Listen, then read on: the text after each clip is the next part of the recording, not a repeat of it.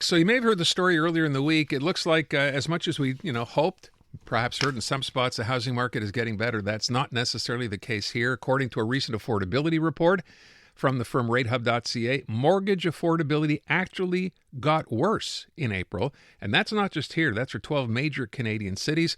Thought we'd try to find out a little bit more, maybe explain why this is happening. Mark-André Martel is a realtor and broker with Sutton Group, and he's on the line. Mark-André, thanks for being here this afternoon. So you're seeing the same data. How do we explain this? Well, since the war and last few months, we've seen rates go up, slightly, and ultimately this will affect two things primarily: first-time buyers, because they end up buying to the maximum of their capacity. So if they're buying at their max and rates go up a little bit, then automatically they end up being able to buy a property for less, and that will impact them more directly. And then the second thing is those same buyers that are first-time buyers, in fact, they end up, or most of the time, they have CMHC mortgages, so they are putting less than 20% down, and CMHC mortgages is what has increased the most. Like they've gone from 3.69 in the low to about 4% now. So that difference might not seem like a lot, and it ends up being only about $15,000-$20,000. But if you're a first-time buyer, that can go a long way in what you choose. You end up choosing. Yeah, I'm looking at the number, which again, it's interesting, right? You say that over the course of however many years, it doesn't seem like a lot of money, but the report shows that a home buyer would need an extra $650 more income in April compared to just March of the year, and that adds $240 a year payments every month to your mortgage. It's not insignificant. No, absolutely. I mean, if you're sensitive to that increase, it's going to make a difference for you. You're either going to decide not to buy a property, you're going to maybe put the project on hold, and that's why for condos, a lot of let's say in the three categories, you have homes, plexes, and condos, the major categories, and the condo market has been down in sales pretty much since the beginning of the year. And so those seem to be the people that are more affected by this rate change. We have a way to explain why that would be for condos? Well, at the end of the day, they are a lot of the fringe buyers, the people that maybe are the first-time buyers or might be a little bit tighter in their budget, trying to buy something more affordable. They're the ones being impacted first, maybe because of job security and whatever else is happening. But that's where it really starts in the condo market. Whereas homes and plexes, well, they maybe have a little bit more money. They are hurting in the same way, but it doesn't affect whether they buy or not or how much they buy for. So, it's interesting to hear, of course, when you first started by saying what's going on, of course, in that part of the world in Iran right now. It's got an impact on everything. People may not have thought that had anything to do with interest rates, but we know, as you just said, that it has.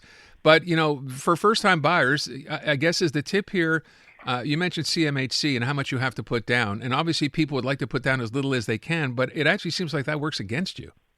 Yeah, well, absolutely. So if you have an insured rate, you have extra costs when you actually purchase, and that rate, that specific rate, is the one that has fluctuated the most at this point. But most times, when you do take a CMHC mortgage, you're not doing it because you want to; you're doing it because you have to. So they don't really have a choice. Go ahead. So the cost of one thing that we're seeing now is that the cost of funds for banks and for lenders is going up because of the bond market, and so that's gonna play into how rates fluctuate in the future.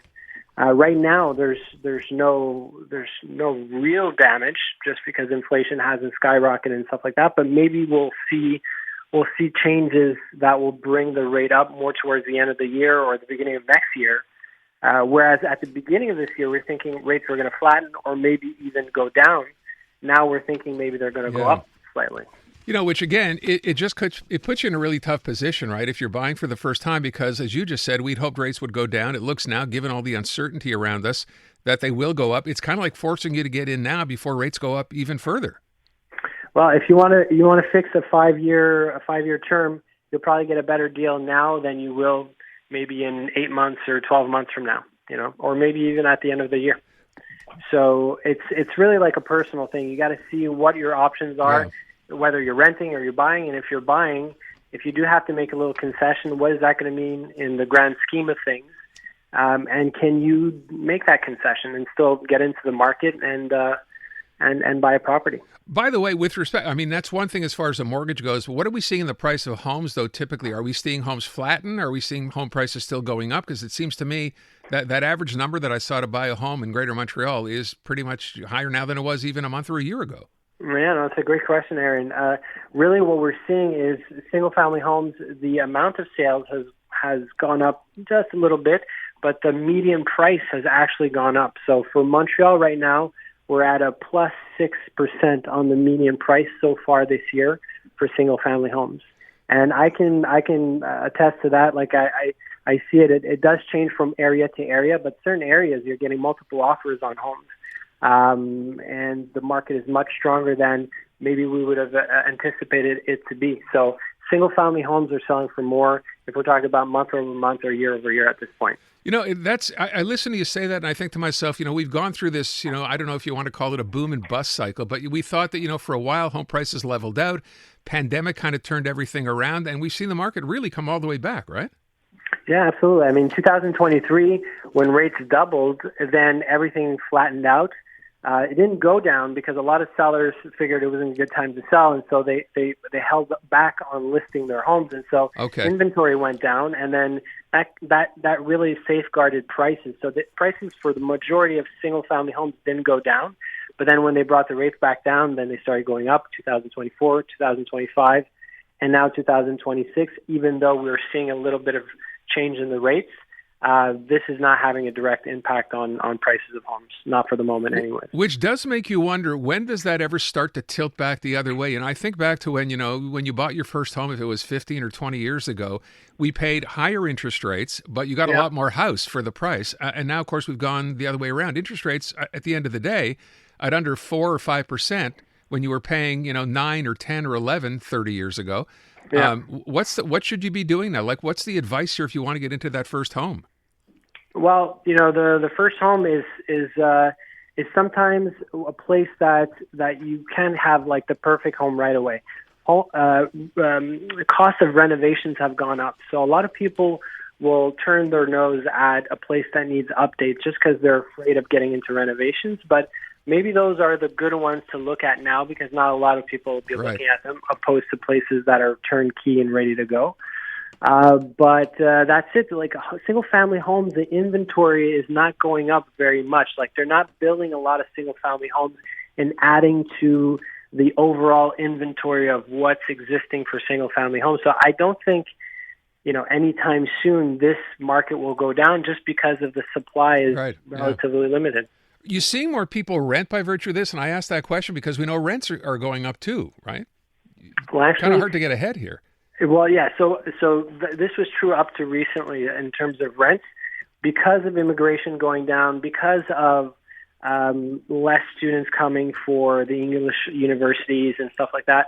The rental market is actually starting to soften a little bit. Oh, okay. It depends on in what category, but you do have rents that are today more affordable than they were maybe at the same time last year. All right, we'll leave it at that. I find this very interesting. And, month to month, you kind of don't know what you're looking at, except you're going to be paying more. I think that's the one thing we've established, the way things are going these days. Yeah, more in rates and more for the properties. Yeah. So. Mark-André, appreciate the time. Thank you so much. I'm Luke Wilson. Join me each week for Film Never Lies. Since retiring from the NFL, I've had a lot on my mind, and now I've got my own show. So if you're tired of lazy takes, if you want honest conversations, join us each week. Film Never Lies, available on all TSN platforms and the iHeartRadio app.